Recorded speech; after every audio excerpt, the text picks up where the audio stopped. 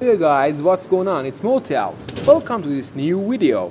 Today we added something to this filter press. Yes, this hydraulic jack. Actually, this jack is most important thing in this machine. By flowing oil, this jack can press the iron sheet. And this is in trains of oil for pressing.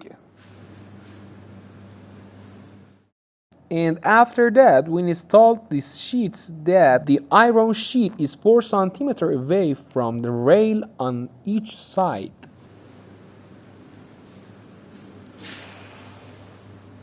This is where the jack connects to the iron sheet. We connected these parts by welding and screwing. And this is the rail that iron sheet moves on it.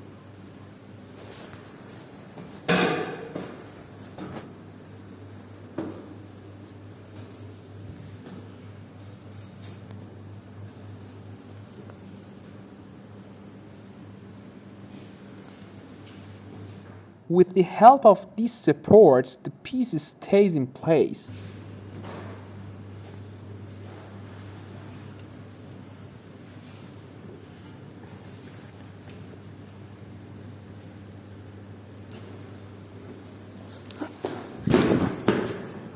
Friends, don't forget to subscribe me and like this video.